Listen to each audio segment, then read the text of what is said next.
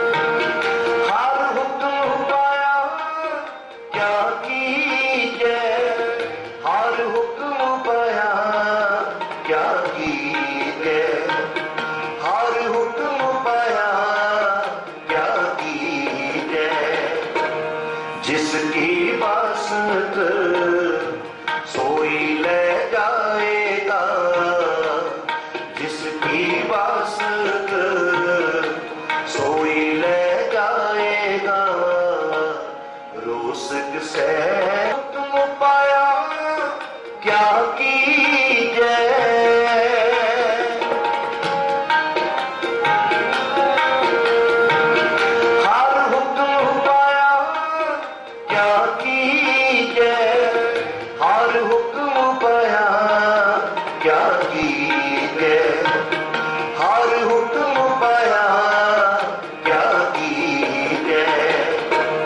जिसकी बासत सोई ले जाएगा, जिसकी बासत सोई ले जाएगा, रोसक से सो कीजिए, रोसक से सो कीजिए, रोसक से सो कीजिए, रोसक से सो कीजिए।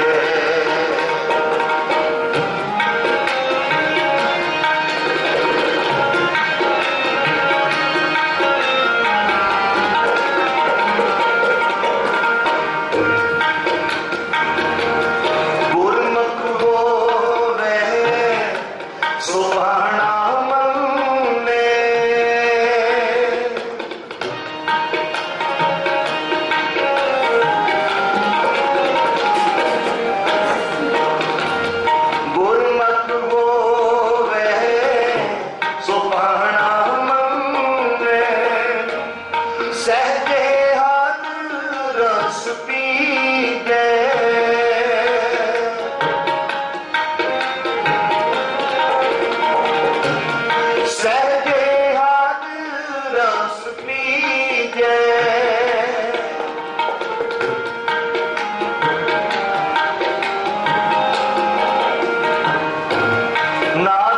सुख दाता सदा सराहे हो,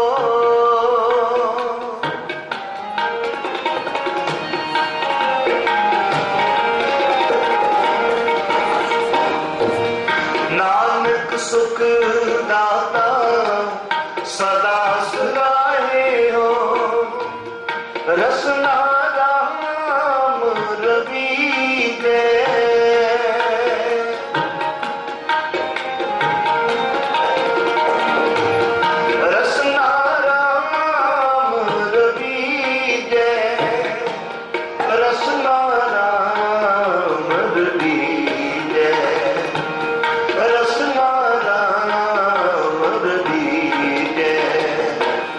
जिसकी बासत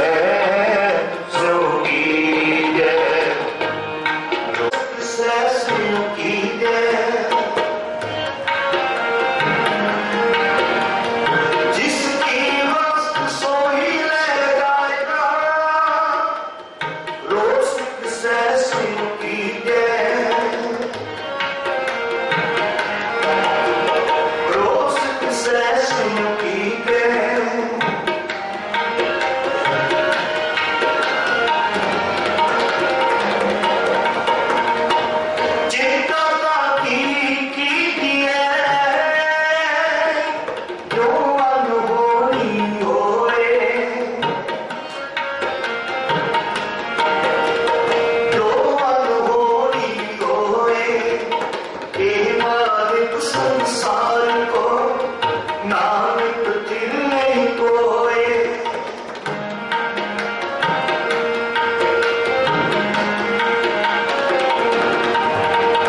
एक मार्ग संसार को नानक चिर नहीं कोए।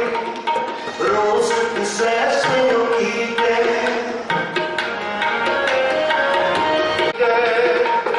क्या जाना कि मरेंगे कैसा मरना होए। कैसा मरना होए जेकर साहिब मनो न मिसले ता सहना मरना होए। ता सहना मरना होए। रोज से सुन कीजे रोज से सुन कीजे।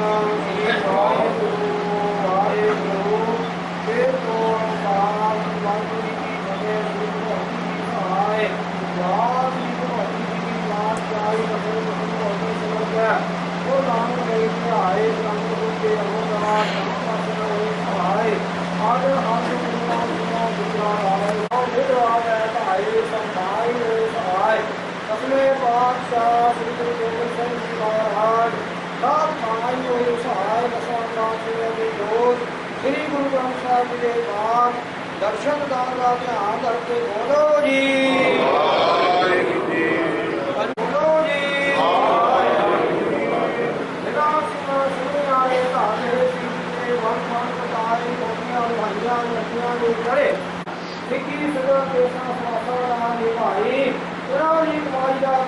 करके बोलो जी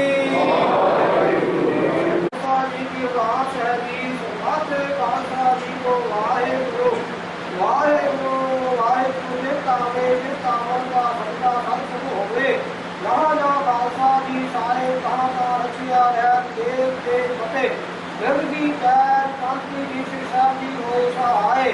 खालसा जी के बोल वाले बोलो जी राम राम श्री अमृतसर साहब के जो सुनान चौकियां धंधे रूगे जितो जितो अकाल धर्म पाल बोलो जी। सिखाना वाणी बातुकी बातमता लाखा पाल को वाहिगुरु अपने बंदे का सहाय का कार लियो। श्री नरकाना साधु स्वामी आत्म प्रजापति वास्ते आत्म शांति वास्ते समो प्रवाह आज का और शास्त्रा करके मेरे को अपने रह लुके और की बाणी आई तो सभी को आज श्री सहज पर हम करवाए सर अमृत वेले श्री सहज पाठ के भोग पाए जाके रखना पिछे सारे परिवार नु साथ सुमतियां नु भाना मन दा बल बख्शना परिवार दे सिर ते मेरा बख्शिया करे हाथ रखना दुखा क्लेशा विघ्ना दे नाश करने सुखा दे प्रकाश करने। पातशाह जी आपकी बाणी पढ़िया सुन संगत विच वरदान दी आज्ञा बख्शो पावन हुक्मना में बख्श के निहाल करो। सही प्यारे मेले जिन्ना मिलिया तेरा नाम चित आवे नानक नाम। चाहे बचपन चाहे जवानी चाहे बुढ़ापा एक हिस्सा ले लिया दूसरा आया या रात आया ये सारा कुछ परमात्मा के हाथ में। इसको असं कुछ नहीं ले सकते खास कर सकते चंगे चंगे डॉक्टर को इलाज करवा सकते पर जेडे उसके स्वास्थ्य में उन्होंने बढ़ाया घटाया नहीं कर सकते। राग में कीर्तन द्वारा शब्दा की बाणी के खास सुंदर साहब श्री गुरु ग्रंथ साहिब जी विचों गायन करके परिवार के संगत का दुख ढाउण का सफल उपराला किया।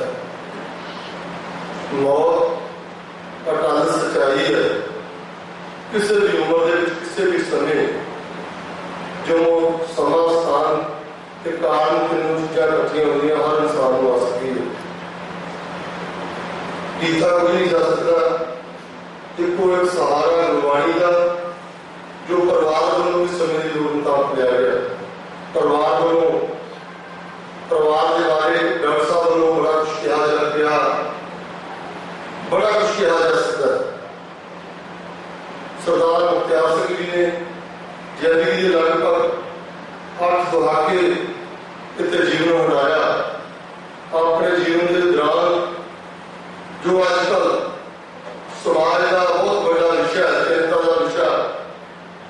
धार्मिक सभ्याचार अलोप होने के किनारे समूचे समाज सख्त मेहनत करके समाज अपना नाम बना के अज के समय नौजवानी की ਜਿਹੜੇ ਕੰਮਾਂ ਤੋਂ ਕੰਨੀ ਕਰਾਉਂਦੇ ਉਹਦੇ ਲਈ ਆਪਣੇ ਆਪ ਨੂੰ ਮਾਡਲ ਤੌਰ ਤੇ ਪੇਸ਼ ਕੀਤਾ ਹੈ। ਮੈਂ ਜ਼ਿਆਦਾ ਸਮਾਂ ਨਹੀਂ ਲੈਣਾ, ਬਹੁਤ ਵੱਡਾ ਗੁਰਬਾਣੀ ਦਾ ਰਸਤਾ ਲਿਆ ਗਿਆ। ਗੁਰਬਾਣੀ ਵਿੱਚ ਵਾਰ-ਵਾਰ ਮੌਤ ਦੀ ਸਹੀ ਦਾ ਜ਼ਿਕਰ ਆਉਂਦਾ ਹੈ। ਗੁਰਬਾਣੀ ਦਾ ਫਰਮਾਨ ਹੈ, ਜੋ ਆਇਆ ਸੋ ਜਲ ਸੀ ਸਭ ਕੋਈ ਅਜਵਾਰੀ ਹੈ। ਹਰ ਇੱਕ ਇਨਸਾਨ ਨੇ ਆਪਣੀ ਵਾਰੀ ਅਨੁਸਾਰ ਇਸ ਸੰਸਾਰ ਨੂੰ ਰਹਿਣਾ ਹੈ। ਪਰ ਜਿਹੜੇ ਇਨਸਾਨ ਇਸ ਸੰਸਾਰ ਤੇ ਆ ਕੇ चंगे काम करके समाज की सेवा करके दसा नाम की किरत कमाई करके संसार को चले जाते हैं, अजिहे इंसानों के जीवन तो सानू कोई ना कोई सिक्ख्या जरूर चाहिए है। सर मुखत्यार सिंह जी जिन्हों के जीवन के बारे, उन्होंने परिवार के बारे मेरे तो पहला बड़े विस्तार में दसिया गया। एक बहुत ही नेक इंसान सन, दसा नाम की किरत कमाई करने वाले सन, जिन्होंने अपने जीवन दौरान सख्त मेहनत करके परिवार को आर्थिक पक्ष में मजबूत भी किया, परिवारक समाज की जिम्मेवारी निभाया, अपनी औलाद को सही सही दी, समाज में अपनी पछाण बनाई, इस नगर की डेवलपमेंट इस नगर की भलाई भी इस परिवार का बहुत ही बड़ा योगदान रहा। उन्होंने सतोत्र साहब मक्खन सिंह, उन्होंने भतीजे सुरजीत सिंह जो होर भी सेवा निभा रहे हैं पंचायत के परिवार लंबे समय तो श्रोमणी अकाली दल जुड़ा हुआ है। जो भी कुछ स्नेहा पार्टी को इस परिवार को